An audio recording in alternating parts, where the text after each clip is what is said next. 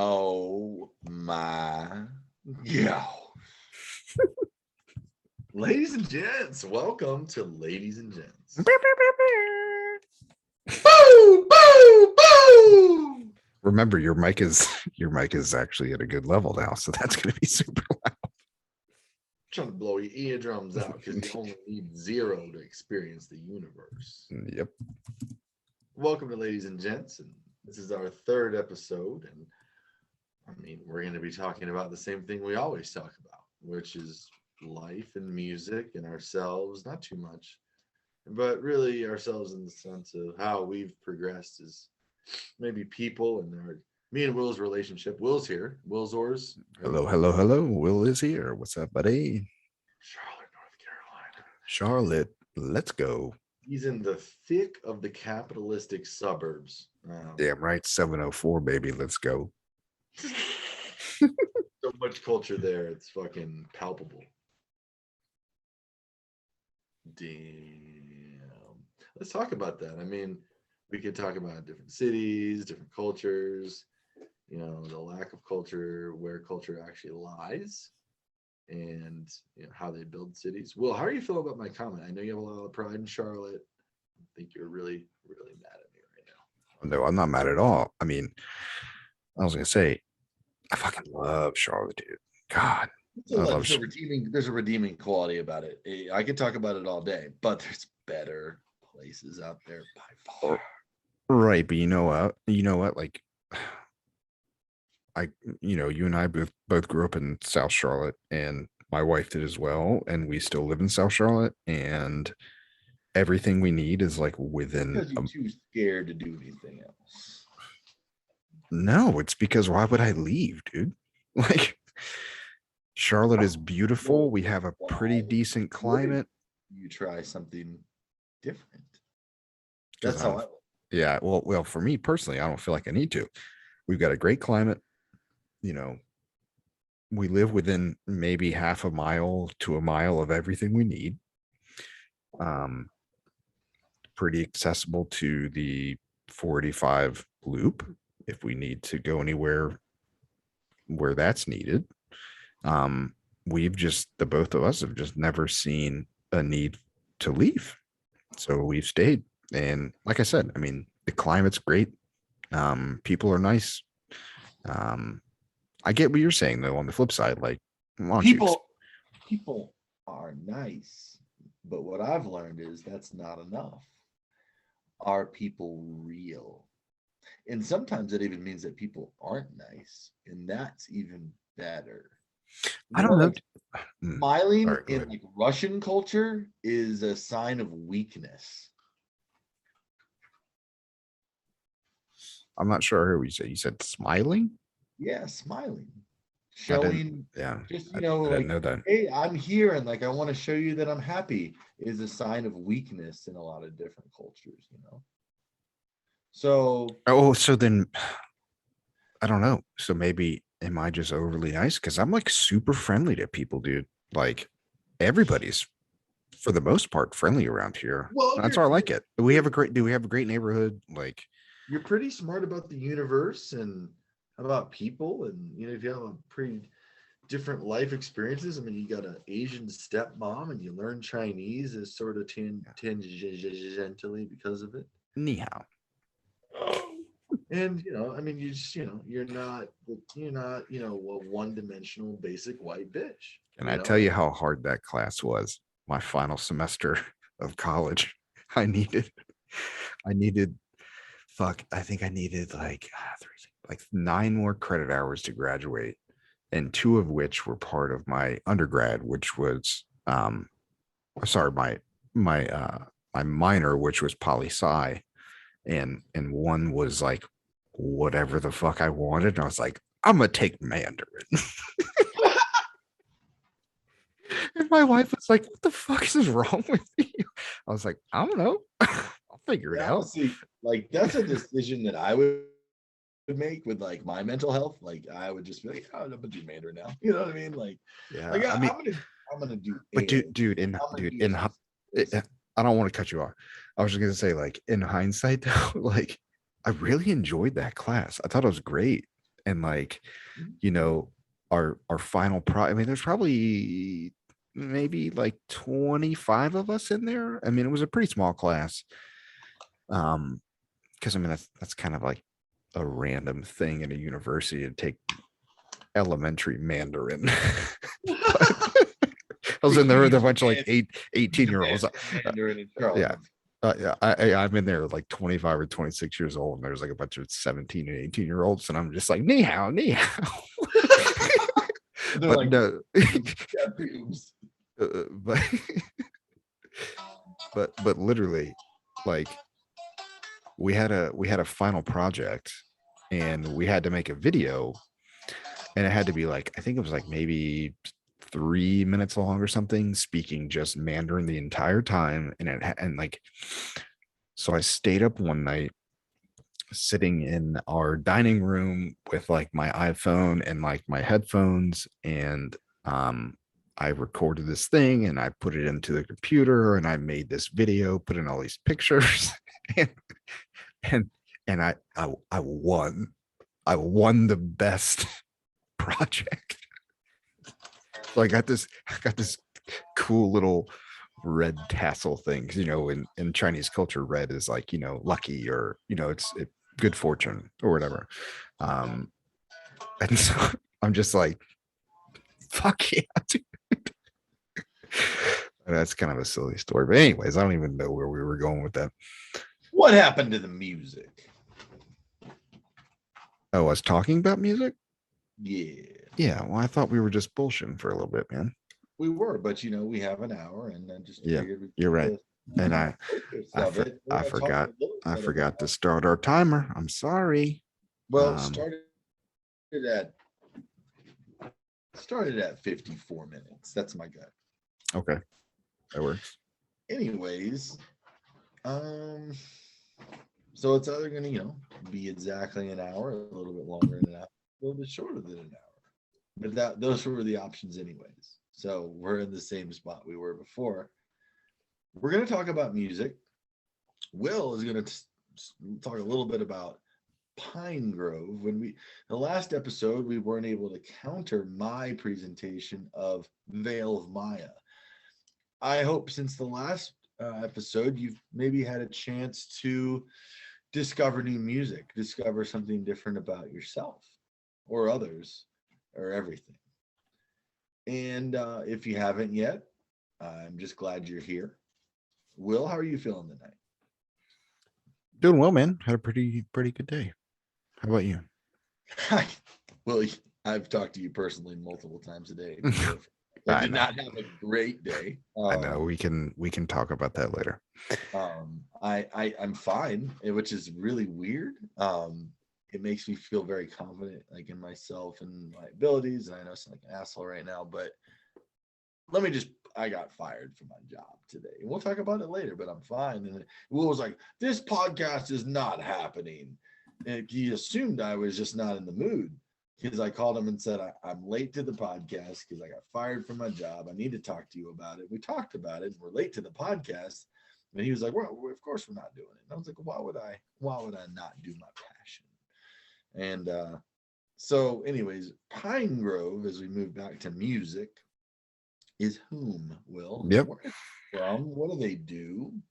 Yeah, exactly. So I'll just kind of do a quick recap from episode 2. Pine Grove's from Montclair, New Jersey. They formed in 2010. Evan Hall and Zach Levine, he's the drummer. They're pretty much the two standard dudes in that band.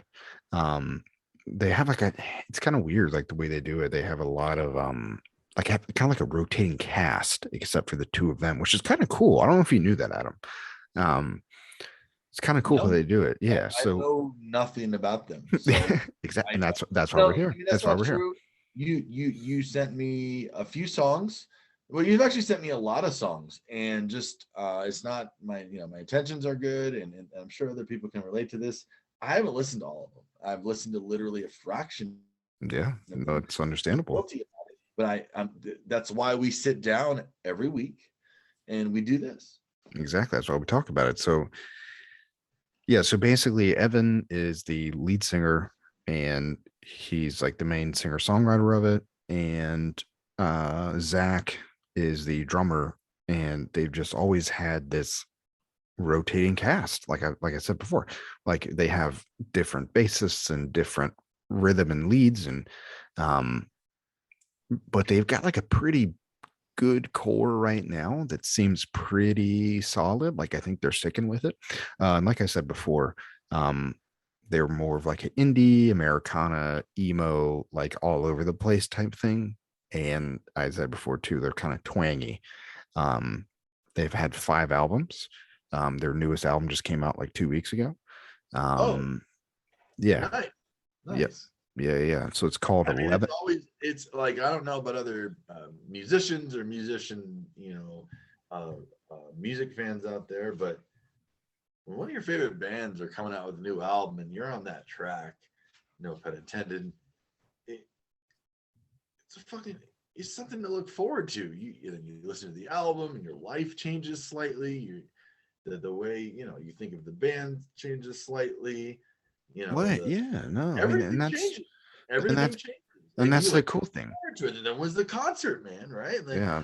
and if you aren't operating that like that on music, I almost said like get on it, but I don't want to fucking make you feel bad about that. Like, you just have to come to the realization that these are artists performing for you actively, and you should Right. go see them.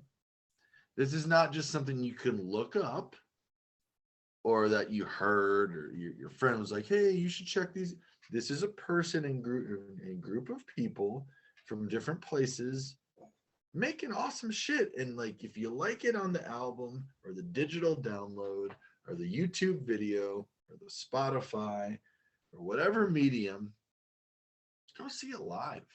Well, and that's an interesting thing that you brought up, because Pine Grove is one of those bands that their like live performances are leaps and bounds better than the album. I mean, we're talking like, like people like fish heads, right? People love I fish.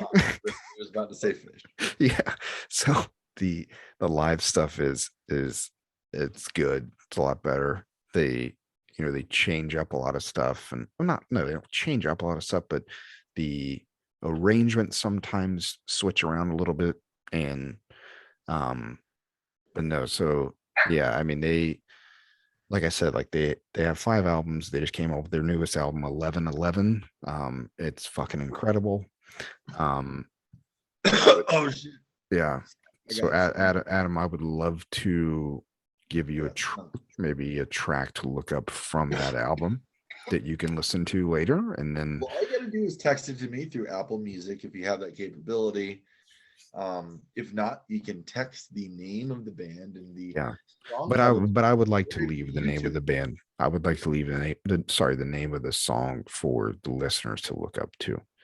Um, so the opening track, um, off 1111, which again just came out like 2 weeks ago, is called Habitat. So it'd be Pine Grove Habitat.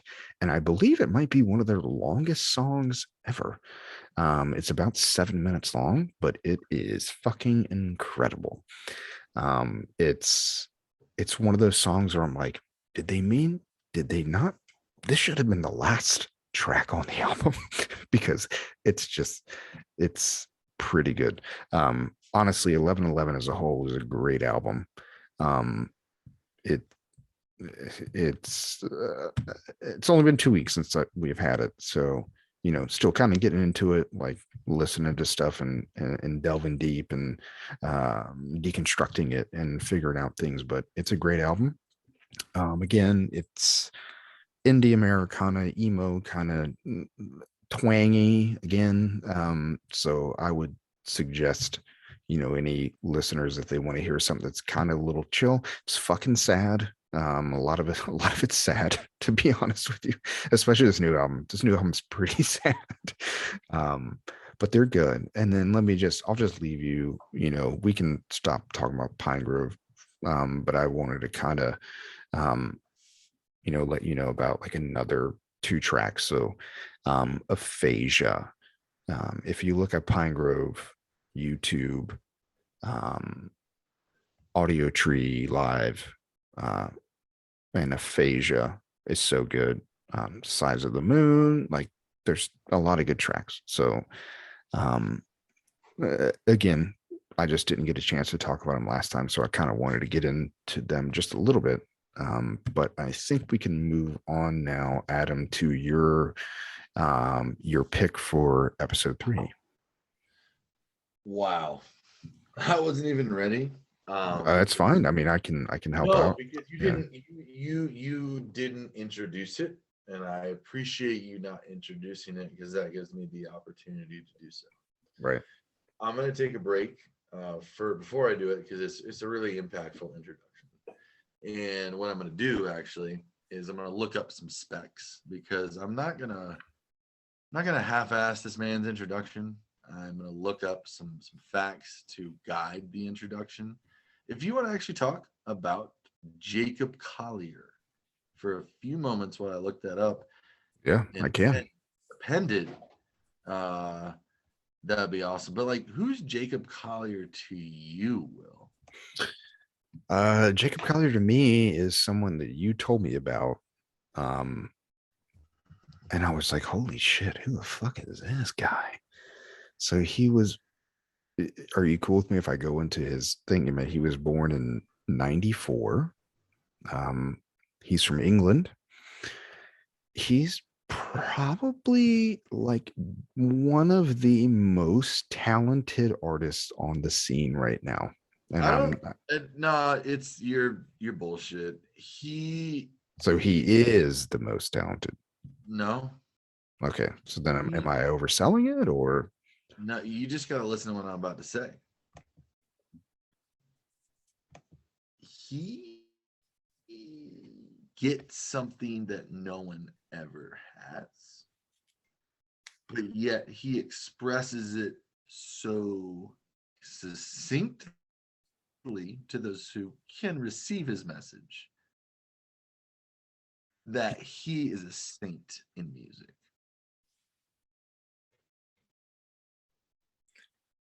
I was going to say he is on a different plane. Yeah, that's what I'm trying to say. Yeah, exactly. A god. He is a force of change, not only in music, but in the world. I'm not blowing. I mean, I'm not justifying shit. That is what he is. I mean, and I don't disagree with that. He is incredible. He is so good. Let me give you an example. What he has perfect pitch. A lot of people have perfect pitch. Well, not a lot of people, but there's people that do. Yeah, and he does. But he has perfect pitch to the point where he can take a tone, which is made up of 100 cents, and he could split down the tone into 100 different cents on command, any musical way, bending. I'm not a vocalist, so I can't speak in those terms necessarily, but yeah, he's got it. What does he's got a song where he understands first the difference between like tuning in standard temperament and I'm fucking this up as a musician. Look it up. Well, temperament. That's it. Tuning and temperament. In the old days, music was tuned slightly different, and that was called what? And actually, it would be differently because it's an adverb modifying a verb to tune. Anyways, getting way too meta on that. It's fine. That's why we're here, dude. We're here to learn. We're here to talk about music. We're here to, I'm here to correct sentence structure and adverbs. That's all I'm here for. So you wanted the definition of temperament, or did you find like the thing where it talks about like the old tuning system of music? And I believe it was called standard temperament. I could be wrong. Musicians could be laughing at me right now. I don't care. I'm here to learn more. Oh, Keep going about. I'm going to the internet. It's fine. So am I. Let's battle. The tuning system that is standard in Western. Better at the internet than I am. I'm not that good at the internet. So it says that the tuning system that is standard in Western music is equal temperament. Yes. Yep. Equal temperament. Yep. That's what everyone hears these days as quote normal. Yep. And it says in this system, the octave is divided into 12 equal parts. I mean in Western music and those influenced by Western music, which happens to be a lot of folks these days, especially since the advent of the internet, rise of Napster, and fall of the most current, semi-current, the old music industry. And now we're in the new music industry, rapidly changing industry. I went to school for music when it was dying and dead. Not the music, but the industry in 2004 to 2008. Anyways, Jacob Collier and Eco Temperament. What was my whole point? He's got a song, I believe it's Moon River. And Moon River. Let me write that down. He modulates to a key. I don't know what the original key of the song is, or the key that precedes the modulation. However, the key that he modulates into is G half sharp minor, which I'm pretty sure doesn't actually exist. But the way that you would best describe it is G half sharp minor to a musician who's educated and understands music theory. It's the best way you can describe it, right? But how he achieves the modulation is he slightly moves between equal temperament and standard temperament, the old way of tuning and the new way of tuning, which just has these slight differences in sense, right? Dude, I'm taking your word for it, dog. You're with me on this, okay? But you're with me. No. Yeah. Okay. Yeah. So think about a modulation as just a slide, right? Right. Okay. From one key to the next. I mean, one octave to the next. Let me stop. Hold on. You could definitely change key on a dime, right? And then just all the notes change, or half the notes change, or some of the notes change. It's a different key, right?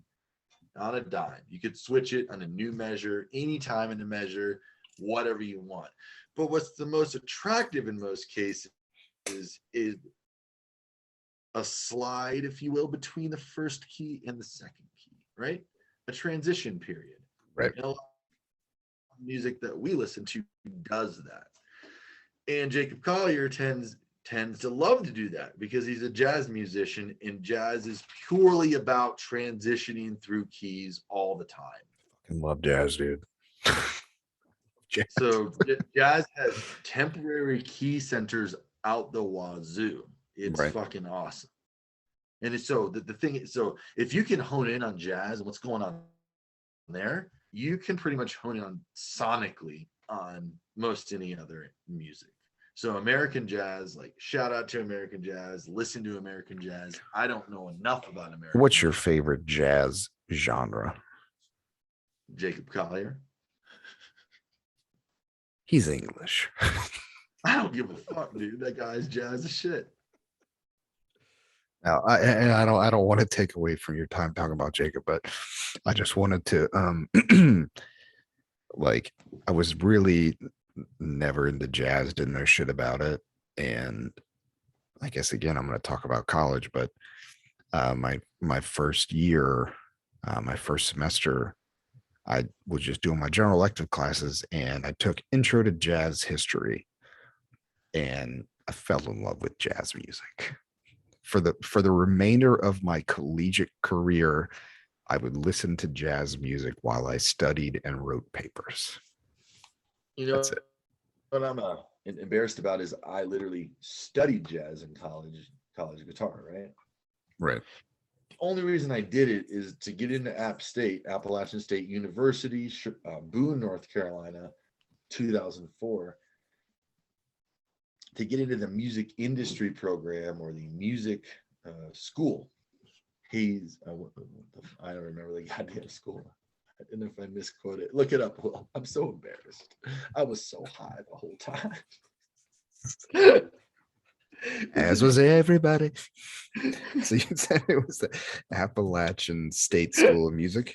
I mean, I went to school for goddamn music in the mountains of North Carolina. Was I not supposed to be high, man? Yeah, no, you're right. You're right. I saw it. It's the Hayes School of Music. Okay, I was right. Yeah. I'm not embarrassed. Yeah. There you go. You got it. For no reason. Yeah, it's the Hayes School of Music. Huge pothead just because I thought I forgot something, but which I didn't. And no, so you're right. We used to have a class every Friday. Great class. Here was the class. 0 credit class, 1 o'clock every Friday. Every music student in the Hayes School of Music. All you do is just listen to the other musicians play on stage. They're giving their recitals. They're showing you what they've been practicing all day, every day, all week, right? That sounds sick. Yeah. It's great. Yeah. It's 0 credit, right? All you had to do is scan your badge and then scan out your badge. You can't dip out, right? I mean, I got high all the time, period, but I used to get specifically extremely high. Because going to school for no credit and listening to music in a dark room. But what? It was like classical music, like fucking complicated ass, like some guy with a fucking double bass rolls up. A classic, you know what I'm saying? It's like a quartet rolls up and they're gonna play some shit from fucking Bach. It's like, dude. Hey. That shit is more badass than most things that are happening in music. It's like you roll into class, you're super fucking high, then all of a sudden some dude Ian rolls in with a fucking bassoon. Yes, that was the class, and it was required. No, it was required, and if you missed 3, I believe it was, you failed the semester. Because they were like, listen, you're not going to not listen to your fellow musicians play. It's required. Yeah. Well, I mean, I get it, but it's kind of ridiculous to it's 0 credit hours. I mean, I got my intro to jazz history class was a 3-hour class, 3-hour credit class. And literally all we did was we watched, like, I think the Ken Burns documentary on jazz. If I don't even know if that's what it was, but he was like, look, here's the deal. As long as you come in and you show up on time and you fucking turn your cell phones off, I'm going to put this video on and we're going to learn about jazz.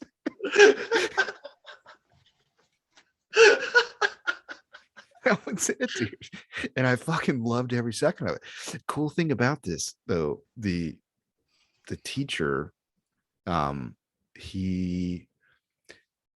you can see him in the movie Shallow Hal. He was like an extra playing saxophone because he was like Charlotte, right? Yeah, it was from Charlotte. Yeah, so he's like an extra playing the saxophone in like one of the final scenes of Shallow Hal. So that's pretty cool. Whatever.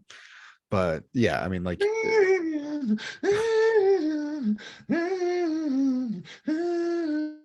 So he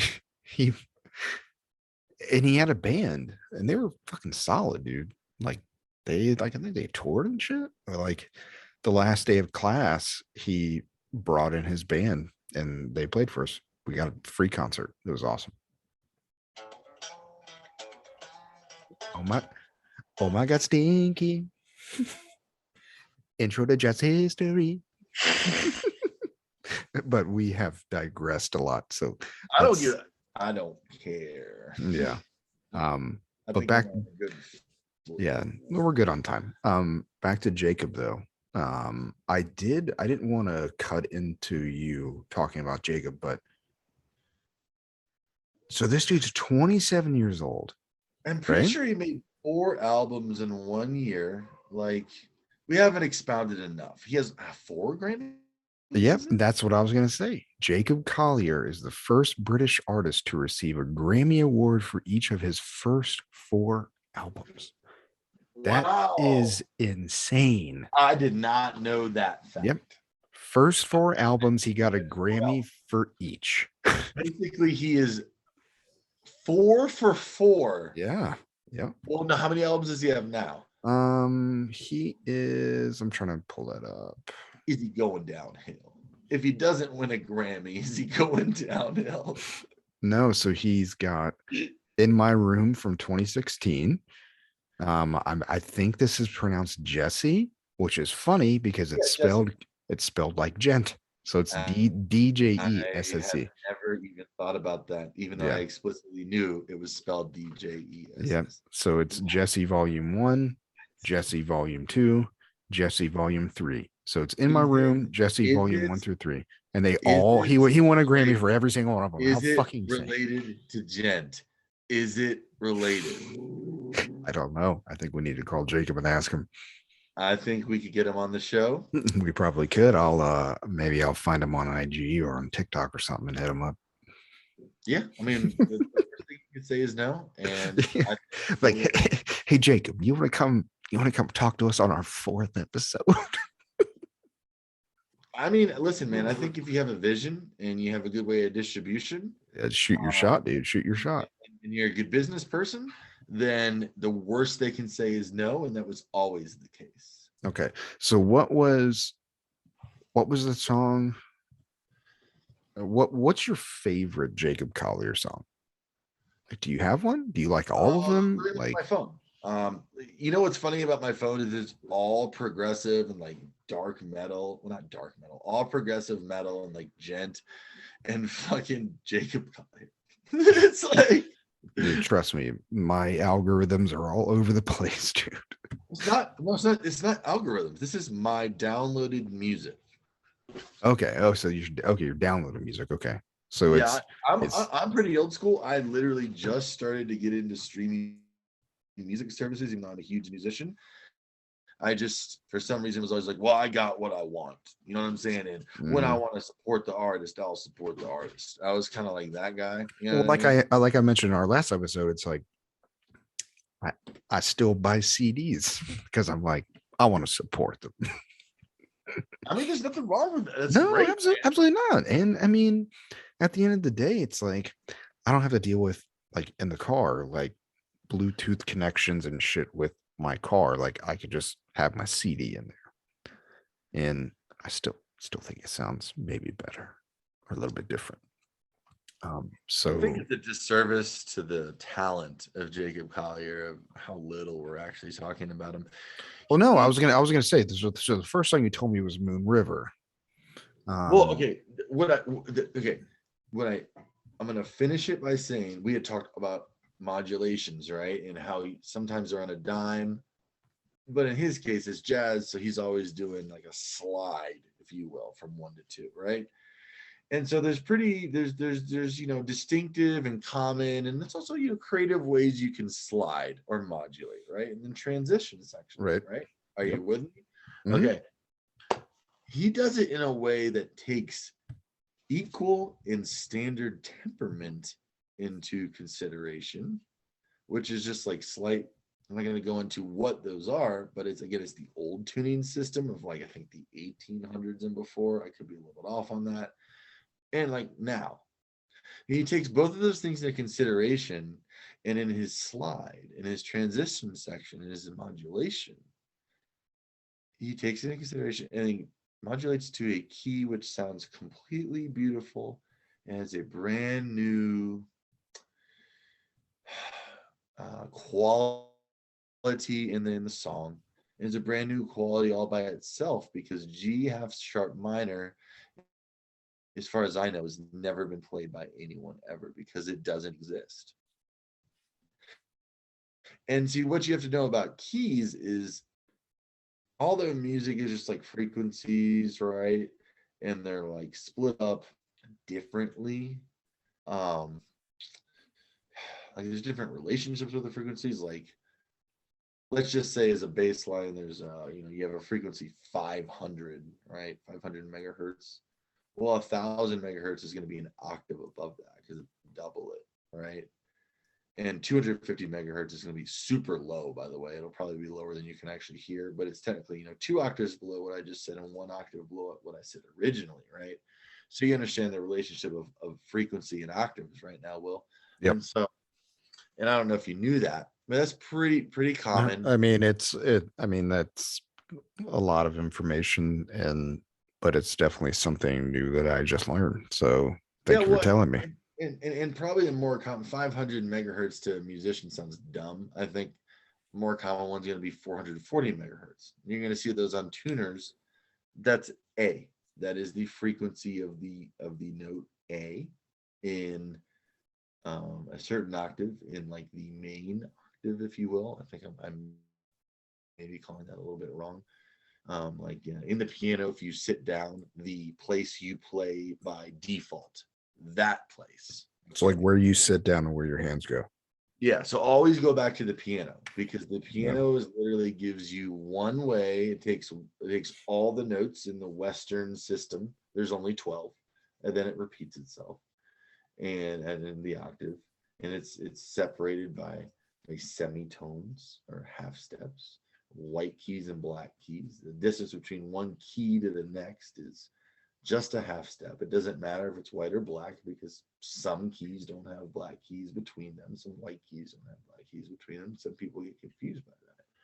But the piano is a perfect representation of music theory. It lays out all the notes in the Western system chromatically, and there's only one way to play each note.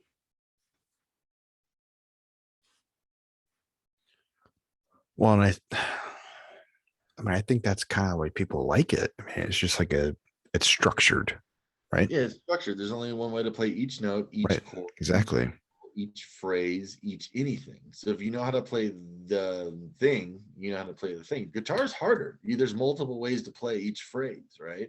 Well, no, I was gonna say I don't want to cut you off again, but like just saying, like the crazy thing is like we can take sheet music from the 1700s and play it exactly how it was played before on the piano, right? Yeah, that's super cool. Super cool. Yeah, for sure. I mean, there's slight differences, but yeah, pretty much. Yeah, sure. No, but you understand what I'm saying. Like, I mean, the base of it remains the same. Musical notation, standard musical notation, as it's called today, is a universal language, and that goes around cultures, and it also transcends time. Exactly. That's a good way to put it. So I've thought about that before too. It's like, I mean, you're right. Music is like a universal language because we can all listen to it and experience it and feel it the same way. I mean, one of my favorite bands of all time is Icelandic, and I don't fucking know what they're saying, but I love it. Right. And well, but maybe it's about the way they're saying it. You know what I mean? Yeah, exactly. Yeah. It's just another instrument. And that's what people miss about hardcore metal. They hear the screaming, the yelling, the vocals, the harshness, the catharsis, or however you want to call it, catharsis, however you want to call it. They miss that it's just another instrument. And what they also miss is it's a percussion instrument. Let's talk about that. Yeah, dude, absolutely. I would agree with that. Have you ever thought about the fact that the harsh vocals, if you will, the bare voice, I call it, is simply a percussive instrument, an extension of the drum kit. In a lot of cases, I mean, there's music that goes between the two. They have harmony lines, and then there's going to be times where they back the bare vocals with harmonies, and there's going to be times they kind of go, but fade between, so swoop between. There's always a hybrid of everything, but it's a percussive instrument first and foremost. Yeah, no, I would agree with that. I just hadn't really thought about it that way. I actually hadn't either. Yeah, well, that's why we're talking about it. That's why we're talking about stuff and this music, and we're exploring different bands and genres and kind of getting into the nitty gritty about certain things, right? I mean, the singers in progressive metal is the fucking lead guitar, dude. Think about it. That's Yeah. the vocalist. The vocalist is the lead guitar, and the vocalist. Wait, the lead guitar is the vocalist, And the and vocalist is the per yeah. is a percussionist. Yeah, I was gonna say the vocalist is more like a percussive coexisting thing with the lead. So the lead's playing the melody, and the vocalist is adding extra percussion onto, like, well, I mean, it depends on the band. Now the rhythm guitar is in most, it matters the band and the arrangement, but Yeah, I mean, you're right. I mean, because what I'm thinking let's is talk like about gent. Let's drill down for a second. The rhythm guitar is percussive. well, for me being a drummer, like when I hear a gent riff, I just hear the bass drum matching the bassist and most times the rhythm guitar. I'm So pissed off. like I can't listen to music right now. but it's fine. No, so here we'll do a quick little plug we for need to play some shit. I don't care. See, so to our viewers, we're a little bit new. yeah, we don't know what we're doing. We're at 20 minutes left. So what I think is a good thing to play, like to let people listen to, is Periphery Bad Thing, because you get that. And so what I was saying is, like, in my mind, that has been made by these great artists. yeah. So, despite that, let's play some gosh darn music. Yeah, you can just put on Periphery. Do you want me to do it, or do you want to do it? Oh, I thought you were going to do it, man. We did it through my microphone last time, I think, and we could try yours. How are we doing on time in that 54-minute time? Yeah, no, I just said we have like 20 minutes left. Yeah, no, we'll wrap up on Jacob, and then I will talk about mine. So yeah, and in the break, I just want to give a quick shout out to Kind of Dispensary out of Denver, Colorado. Went there and got taken care of by a nice gentleman. Can you say it again? Your phone kind of broke up. My phone? Not your phone. Sorry, your mic. Your mic kind of broke up. Well, shit. It kind of glitched out for a second. Kind Love Dispensary in Denver, Colorado. Well, if you want to look them up real quick, you see how many locations they might have, and maybe a phone number so our viewers can call in and ask any questions. The nice bud tender there. I took a different approach when I went in there this time, and I, instead of saying exactly what I wanted, that I wanted an indica that was the cheapest they had and looking for a deal, I kind of went with, this is what I want to feel like. And I said, I'm a musician, I'm an entrepreneur, I like to feel creative, happy. I like to feel wide-eyed. And that bud tender is going to match up the right terpenes for you. He got me a nice strain called Skunkberry. Where are they located, and what's their number, Will? So the one I just found is at 4380 East Alameda Drive, Denver, Colorado 80246. Their phone number is 720-390-3600. Only do available, residents or people of legal age in Colorado at the time of purchase. At the time of this recording. Yeah. However, this is, it tastes great. I just wanted to throw it out there. I just throw it out there because I personally love the way this tastes and the creativity that comes from it. Will, if I'm to kick it back to you.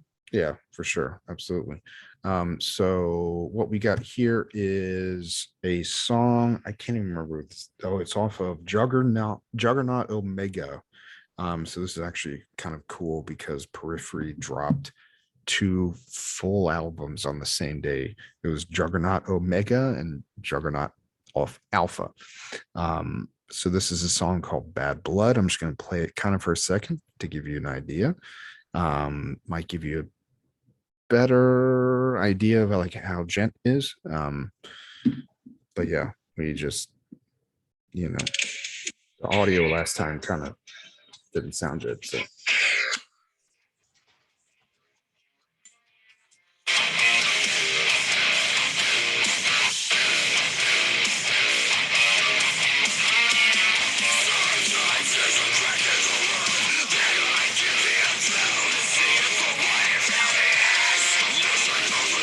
So that's the opening to the song. Will, for our viewers that might not be familiar with that band, why does it sound so angry?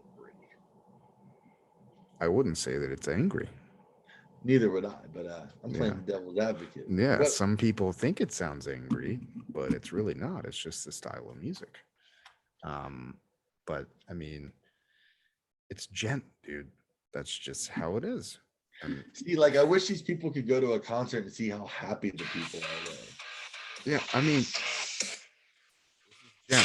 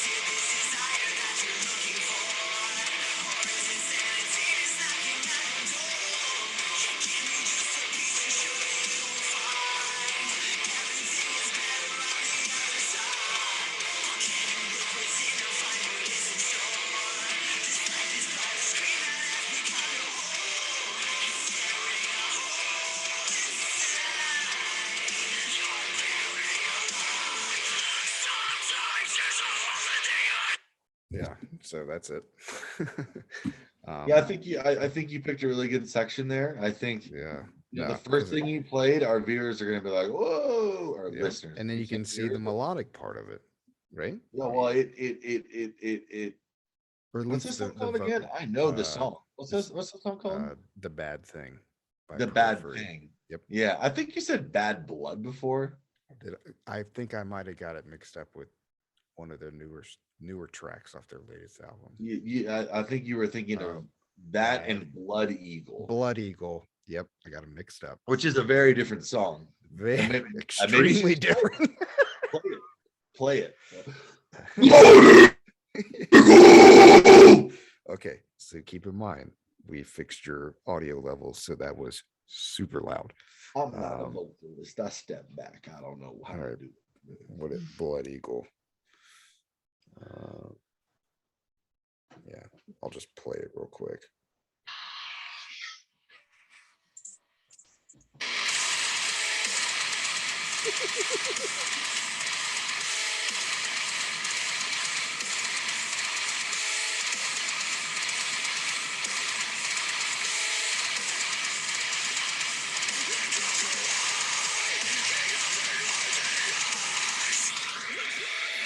A little bit different. Just so that I actually don't listen to that song because it's too hard for me. Seriously, it's probably too hard for a lot of Periphery fans. I mean, it goes like this. It's like the fucking chorus, if you will, is like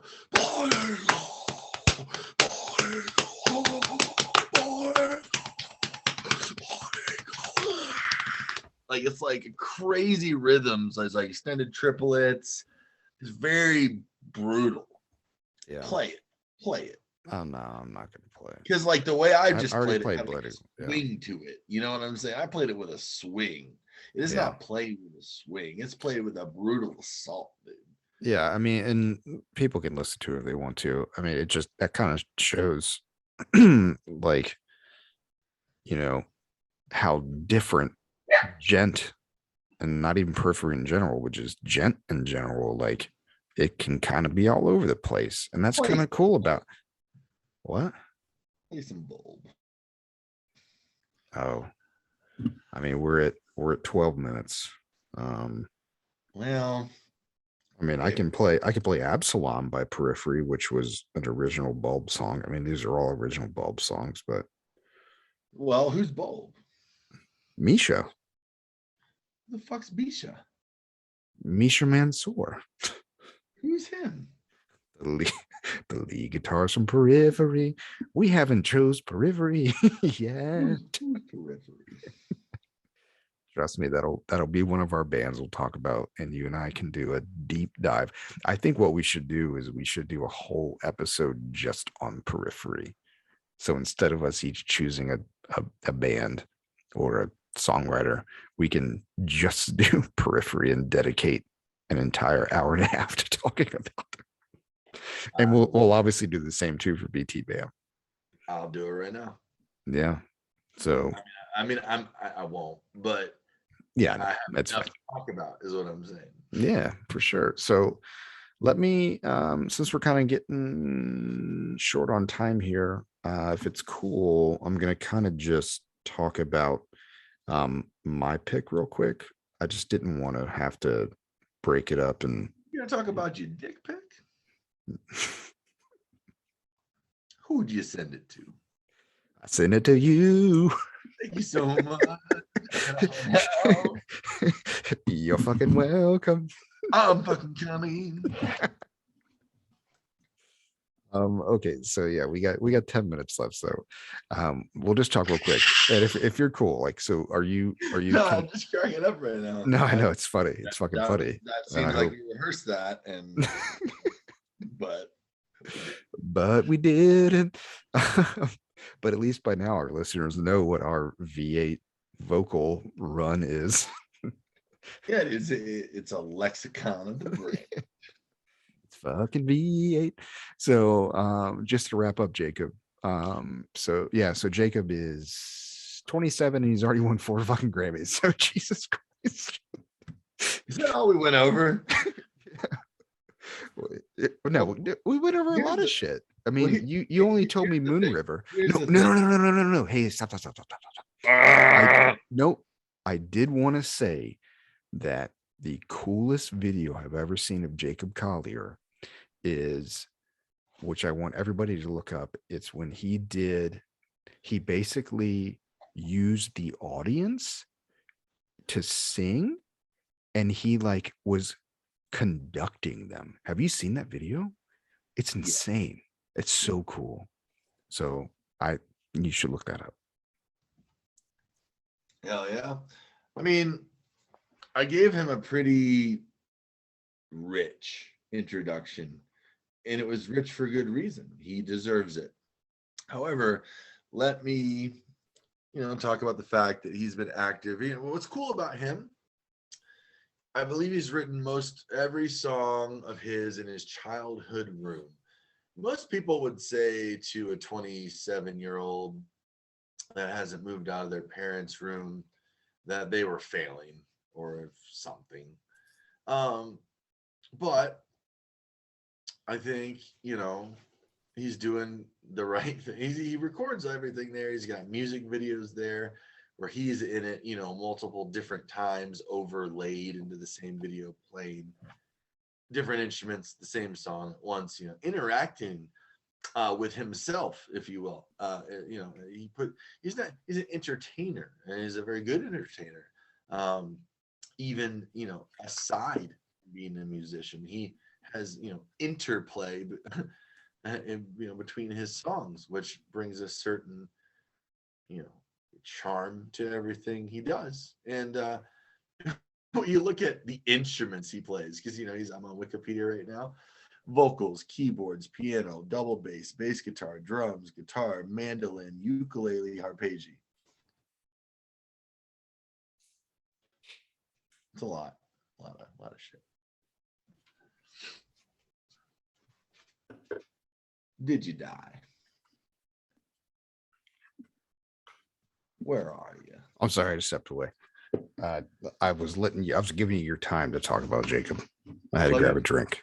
You just figured I was blasting. I wasn't going to I figured you were blasting because I know how much you love Jacob. Well, I was like, Adam would be good here for like 45 seconds. yeah. Well, the thing is I had a mentor, right? And I can't name him, and he's no longer my mentor. And I had him for one day.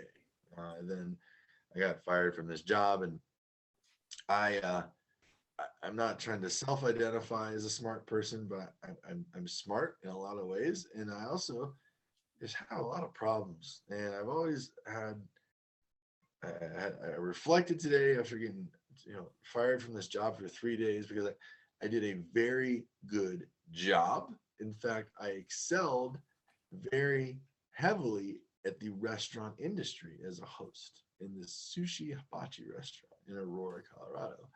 And I'm not having a big head about it. I, all the feedback was like, you are the man, dude, but you're socially awkward and people don't like, they can't handle your energy. Like you just are too much. Um, so what that Well, said to just me, blasting. I mean, I said just blasting. Some people just don't mesh well with that energy level.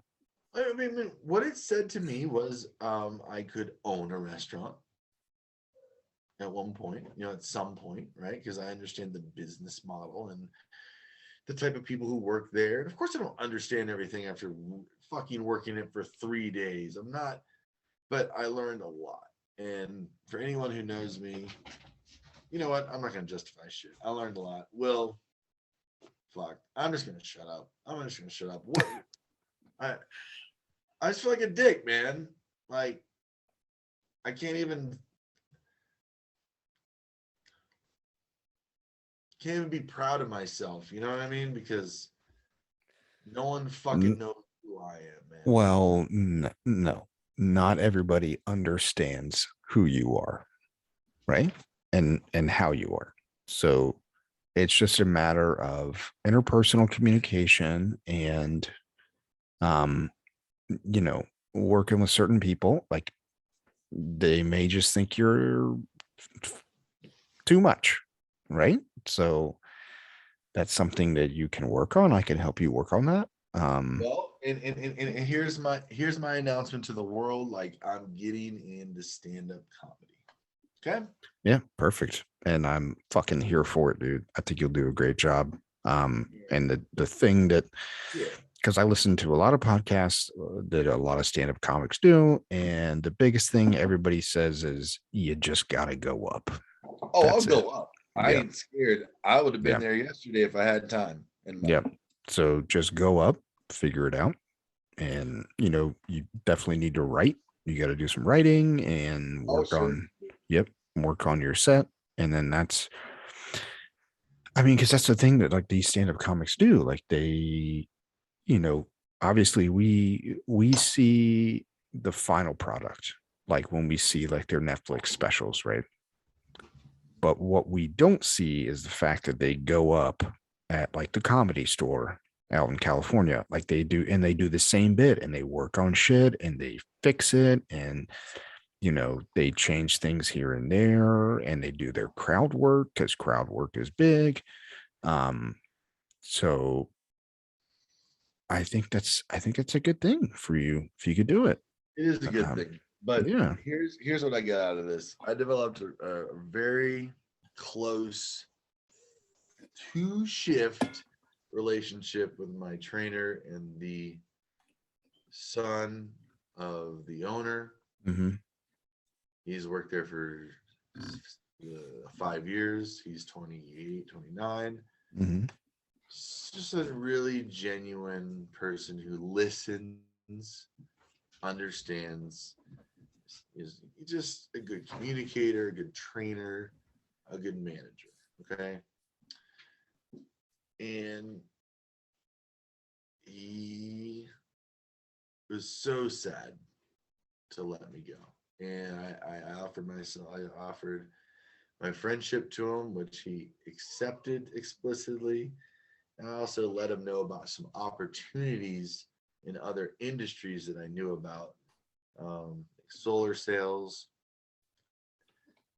And I'm not trying to fuck his dad's business over, but I know that just like any guy growing up in an Asian household, even where it's like your dad has a business, so you're working in it. It's hard to get out of that business. Like it's maybe even expected you take over that business. But is that really what you want to do? Maybe it is. But a lot of times it's not. You know what I mean? So, just keep the universe opportunity open. Don't burn bridges. There's no point in doing it. Because he's like, you're a great person. I could see it. You fucking kicked ass at the actual job. But my problem is I was just joking around, trying to have a good time, and I just look at things from all levels at once. I see it from the high level, the ground level, the mid level. I make all these associations between it, and ask questions to that regard, and to that. Well, here's the deal, Adam. Like, look, no. and people are like, "What's up with this guy? What are his true intentions?" I think, you know what I mean. When really, I'm just asking detailed, pointed questions. I'm friendly, and I want to get to know you. Well, what I was going to say is, it's hard for me to comment on that because I've known you since we were 8, right? So I fucking know you. These people don't know you. Like they don't truly understand your personality and your fucking modus operandi. Like they may see. You know what the deal is though? What? I literally spell it out. Well, and there's nothing more that I can do other than to spell it out. And if you don't understand logic in English, and if you can't regulate your ego and your emotions to intake information, then I can't fucking help you.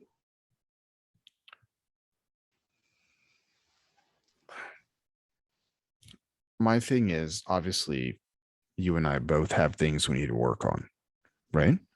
Would you agree? We're humans. Yes. Exactly. We all have shit we need to work on. So if you were working at this place and they didn't feel your vibe, then maybe you weren't meant to be there. So, we just move on, right? Oh, yeah. Like I told you, I'm not sad. I'm not mad. I never felt 1 ounce of pain in my heart, my soul, or my body over it. Yeah, and that's perfect. My focus immediately changed to a different location, which I've been courting for some time. That may not come to fruition, so I have to go out and start pounding the ground tomorrow like I do every day about everything anyways. And just, try to reshape again. It's no big deal, man. The thing is, when you live in a community like Denver, there's so much opportunity. Exactly. So people out there that are open-minded and frankly have businesses that go out and about, and not even about being seen. They're just trying to chill. But you know what though? I did want to tell you this. What? Right? You only were there for a couple days, but you got some experience. So right? much experience. Exactly. So now you can say, you worked at a restaurant. I worked there for 2 years and I generated a recurring revenue of $3.7 million. Yeah, no, all jokes aside, I'm just saying, like, I'm not joking. That's what I'll put on the fucking resume. Well, don't lie on your resume. What I'm saying is, every resume. That's how I got into the goddamn industry. Okay, please stop. What I'm saying is what you can do is you can use that little bit of time to,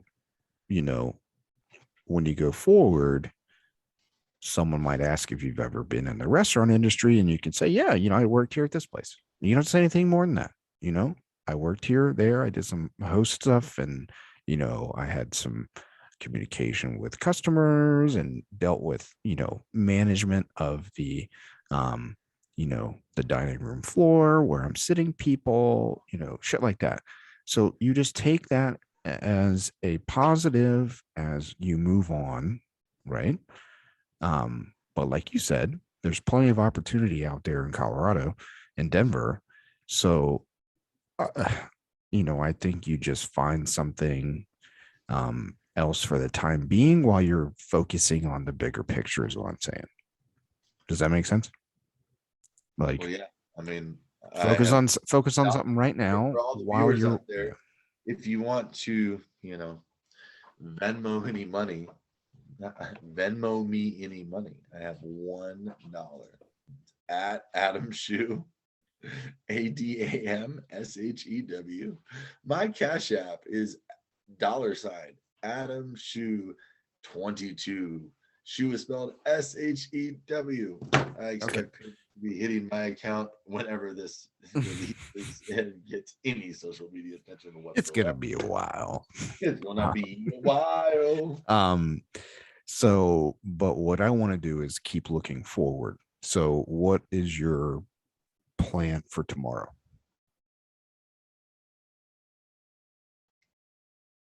I haven't had time to think about it. Well, I got fired. I called you about being fired. Right. And then No, I and touche, do the touche, podcast. touche, Okay, touche. okay. Yep. Well, develop a plan and like I told you, I think if you while you're working on the greater thing, right, which you and I have talked about so much, like so many ideas you have. In the meantime, it sucks that you fucking lost that job with that restaurant. But take the experience and take anything you've learned and just move forward and go somewhere else or do something else in the meantime while you're working on your brand, right? I mean, that's all I can say. I mean, and the same for me. Like, I have a good job, but I really am enjoying doing this podcast with you, and I'm continuing to look forward. So, like, that's all we're doing. We're just moving forward, right? Um, I every I always say same shit, different day, and it really is. So, what we could try to do is make new shit different day. You know what I'm saying? Like, come up with something new. Like, let's move forward. Let's do something, right? Let's keep on trucking forward versus just being upset about shit that's happening right now or yesterday or the day before. So I'm gonna be quite honest. I'm not even upset. I'm disappointed. no, I know you're not upset, but yes, exactly. I know you're disappointed because you said it was a great company. We didn't even go over the deal. It's like through discussion with this guy who trained me, the owner's son, through deep discussion, personal discussion over a beer, at the bar after the shift. Him saying, I really want to keep you and I'm gonna keep you type thing. He uncovered where he convinced me without trying to that I have a social disorder because he came to me and it's just like, I gotta talk to you about something, and people are really, they don't like your energy. I can't be around you. And I'm like, really? I can't even understand why that would be. And I couldn't. And that to me just says I have some sort of disorder. You know what I mean? So do you plan on seeing a doctor? Man, I don't really want to talk about that on the podcast. Exactly. So I mean you're going into some pretty personal shit that you either want to talk about it or you don't want to talk about it. Well, I just talked about the limit that I'll talk about it. I'm not going to talk about my that's fine. situations. Yep, that's fine. We won't get into it. So I'm kind of pissed that my pick is getting pushed again to episode 4, but can I at least give you a brief rundown of my pick so the listeners can hear it, or at least hear about him a little bit, and we can, I guess, just start the next episode a brief rundown again, kind of like I would do with Pine Grove. Are you cool with that? Yeah. I'm cool with it. Are you? What's your operation level right now? What percentage? Well, let me preface the number by saying that I'd like to take a warm shower because I did work for 7 hours on my feet, and that's going to bring me up a lot more. I feel like I'm in my 60s right now. It's not bad. 60 is not bad. Yeah, I mean, honestly, though, while I'm not, anything but personally disappointed about losing that job, I feel physically depleted because of that. Actually, I have my mind is strong, but my body has reacted to it, I believe. I understand that, and you and I obviously, like we said before, we talk about mental health. I mean, that shit can be draining, and even though sometimes you feel like something might not be that big of a deal, your body and brain might react in a different way, and it can be like visceral, right? And you just fucking feel drained and down. So I think a warm shower will be good for you, and a huge bottle of water, maybe some good food. Can you? No, I ate well today. I ate sushi today from Hell yeah. from delicious sushi restaurant. I'll leave it unnamed, but it is in Aurora, in southeast Aurora, outside the 225 Beltway, if you will. I don't know if you call it a Beltway here for those Denver folks listening in. I'm pretty new, but yeah, it's been fun. We appreciate you, coming in. Can I give? No. This is what I'm going to do. No. Because I know we're ending it, and I'm not going to have time to go into my person, but I want to give a brief intro so we can talk, like we can go into them next time. If that's cool with you. That's cool, man. That's cool. Yeah. So just give me a couple of minutes. Okay. So Adam had Jacob and I have Jeff. I picked another singer-songwriter. His name is Jeff Buckley. He was born in 1966. I don't know how many of you know who he is, but he is one of my favorite artists of all time. You may be familiar with his version of the Leonard Cohen Hallelujah song. His dad was Tim Buckley. He was like kind of big in I think the 60s. But Jeff was a fucking cool dude, man. Like, God, his first album, Grace, like it was so awesome, and he died. He fucking drowned in 1997. And it was not drug or alcohol related. He literally was going into walking into the river, like just fucking around, and he was singing a Led Zeppelin song. Like he was just having fun. And apparently, like I think a tugboat or something had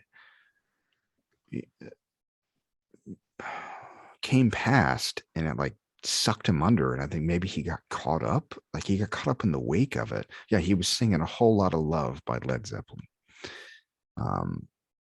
And like they found him a couple days later, and he was so fucking young, dude. He was 30 and he died. And I'm looking forward to telling you guys how many fucking people, how many artists, I'm sorry, how many like musicians credit Jeff Buckley as being like one of their biggest inspirations.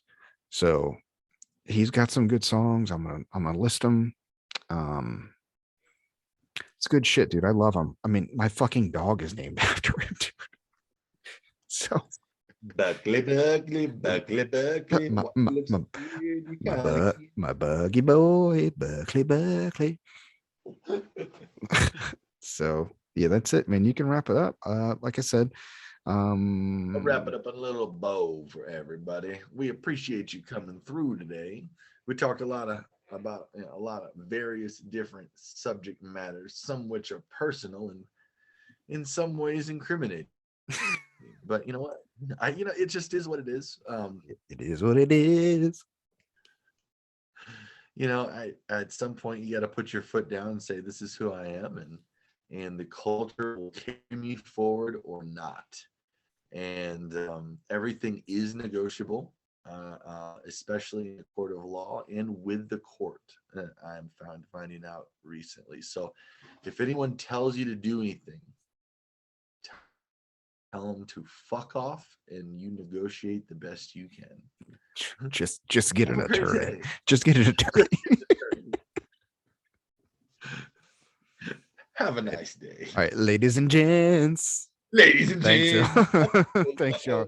All right, later, bud. Your butthole, your organs, funky organs up in your butthole. All right, I mean, they get later, man. Stop it.